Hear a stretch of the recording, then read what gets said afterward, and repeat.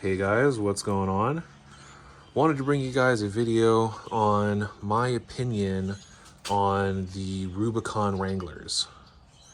Looking online, looking at YouTube and everything, looking up videos of wheeling and builds, it's almost always Rubicon Jeeps. And it got me thinking, like, why is the Rubicon Jeeps the ones that are always getting all these mods? And it's, obviously the Jeep community, the Rubicon Wrangler is the top of the line, the most capable, etc., etc.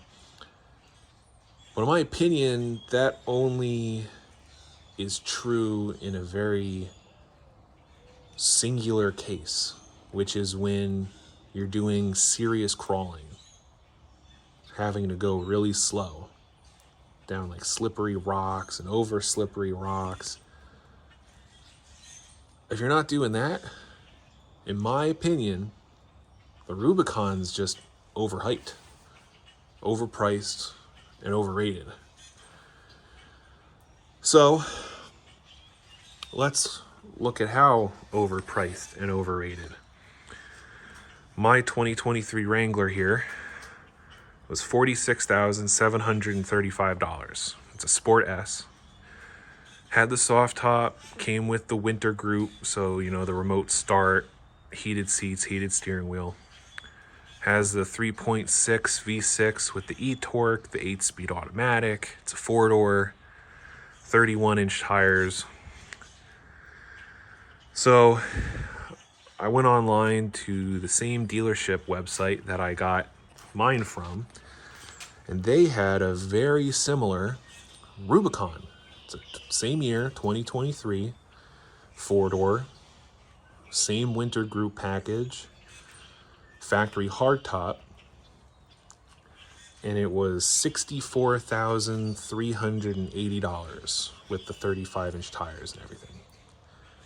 So I'm like, wow, a $17,000 difference, compensating for the difference in tops. $17,000 to get these upgraded mods. And I'm like, yeah, 35-inch tires and the more clearance you get with the flares and all this other stuff, is e-lockers and everything is nice. But could you add those to your Sport or your Sport S and have the same Jeep for less? So let's look it up. So let's go with the similarities and differences first. The same between my Jeep and the other Jeep. Again, it had 4 doors, same engine, same transmission, same winter group, all-weather mats, and it had what I deem the plastic bumpers, which all bumpers I call plastic bumpers unless it's that modular metal Rubicon bumper where you could take the ends off and add a winch. It had the plastic bumper, kind of pretty much the same as what's on that Sahara over there. So what's different? The Rubicon had 315/70/17 tires, whereas mine had 245/75/17s.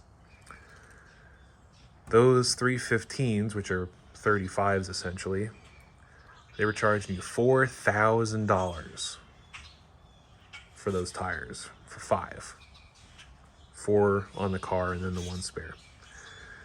The 488 gears, front and rear, they were charging you $900 for that. The hinge gate reinforcement, they were charging you $700 for, and that hinge gate reinforcement is only for the tailgate. It does not reinforce your hinges. It essentially bolts to where the hinge bolts to your tailgate and bolts to where the spare tire is and reinforces it that way. You also got rock sliders versus the plastic steps that mine has. Obviously, e-lockers, the electronic sway bar disconnects, and the Rubicon's super low, 4 low gearing in the transfer case. So, with that $17,000 difference, let's see if I can build my Jeep to the same specs or similar specs without spending 17 grand. Now, these prices that I'm going to read off to you are not including shipping and taxes and all that crap, and does not factor in the cost of having them installed. So first, the Rubicon fender flares. Quadratech has a listing for the Mopar factory Rubicon flares, which they call high clearance flares. $638. That's for all 4 flares, all 4 wheel liners, all the hardware that you need to attach them all, and the marker lights. And you can choose to have either halogens or LEDs. I'm putting those flares on mine eventually. When I do, I will be getting the LEDs. Mine has halogens from the factory, and I have LED bulbs in there, but I would like the factory LEDs. So with the ForeScan app, you can update the computer to include, to not freak out with those LED lights. So I'll be doing that.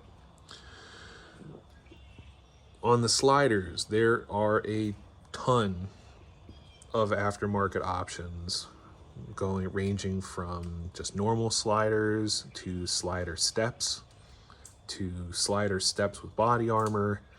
It's a whole bunch of different options. The ones that I'm looking at are slider steps for my Jeep, and they are $350.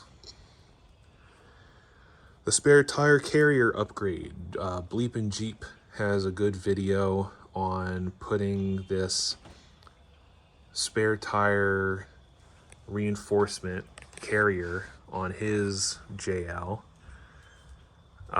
which gives you not only the tailgate reinforcement, but also gives you the hinge reinforcement. So it completely replaces your factory hinges, and also gives you the ability to change the mounting position of the spare tire up, down, in, and out if you go with an even bigger size tire and need more room. That kit is $560. The BFG all-terrain tires in the same size as that Rubicon has, which are the same tires that the Rubicon has, $1,800 for 5 tires on Tire Rack. A lot cheaper than the $4,000 they were charging you at the dealership. The 488 gears, if you wanted to go even further and really match it apples for apples. The 488 gears, there's a complete re-gear kit that does front and rear gears, hardware, installation kit, and upgraded diff covers, is $1,260. The E-locker for the Dana 30 in the front is $1,160. And the E-locker for the Dana 44 in the rear is $1,418. So for $7,188, you are pretty much up there with the same capabilities that the Rubicon has, save for the upgraded Dana 44 front diff, the electronic disconnects, and that really low 4-low gearing in the transfer case. Now, say you really wanted to have that Dana 44 front axle so that you can go bounce off rocks and all that stuff. That Dana 44 front axle is $2,600. Now that one had 410 gears in the front, so you would still have to do that 488 re-gear kit.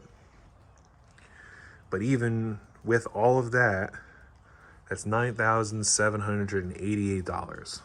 So we'll just call it $9,800 for funsies. $9,800 is still far less than $17,000. and I doubt you would get charged $8,000 in labor to install the tires and the gearing and all that stuff. The best part is a lot of this stuff on these Jeeps, it's easy for you to do yourself. You know, the flares and the steps are really easy to do. You can do them at home by yourself. Same thing with the spare tire carrier. The only thing you would honestly really have to pay for time and labor for, if you don't have experience, would be the re-gearing and mounting and balancing tires. Other than that, you're good.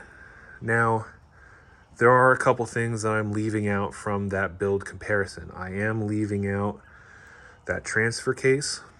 Again, in my opinion, that transfer case is only if you want to go and do some serious rock crawling. And if you're in the position where you really want that transfer case, then I would say buy the Wrangler, the Rubicon. Because again, the Rubicon is worth it if you are doing serious crawling. If you are not doing serious crawling, it is clearly better to go with a Sport S and just upgrade it. Might not be worth it if you go up to like a Sahara. But again, just looking at the Sport and Sport S's here, with the Sport S, you would get the same creature comforts. The other thing I'm leaving out is the electronic sway bar disconnects. To me, those aren't worth it no matter what, because a lot of there's only, I think you can only use the electronic disconnects if you are in for low. I think if you're in for high, the electronic disconnects won't work. So a lot of guys wind up running manual disconnects anyway, so that they can disconnect the sway bars whenever they want instead of whenever the computer wants you to. The other thing I'm leaving out is springs, shocks, control arms. I don't believe or feel that there is any significant difference between the Sport S suspension and the Rubicon suspension. I'm sure the control arms are a bit different, but the control arms on my Sport S are still boxed in. They seem sturdy. You know, I don't think that I would ever really get in the situation where I would be worried about bending a control arm. And also your shocks and your springs, and sometimes your control arms get replaced when you put a lift kit on these things anyway. And a lot of people put lift kits on these Wranglers. So yeah, so, you know, for me, again, the Rubicon Wrangler just isn't worth it. It's not worth the money. You could clearly build your Sport S or your Sport up to Rubicon specs without having to spend Rubicon money. And even this, as it sits right now, open diffs, it does have the kind of brake locker, I would call it, where it doesn't have the limited slip in the axles, but the brakes, the computer uses the brakes to try and help you out with the traction control and everything. 31-inch tires with this 3.5-inch lift, and I've taken this thing off-roading, and I've gone through puddles and holes where the water was up over the winch and haven't gotten stuck, haven't had issues. So again, just my opinion, just, you know, my personal thoughts. And, you know, let me guys know what you think, and I will catch you on the next one.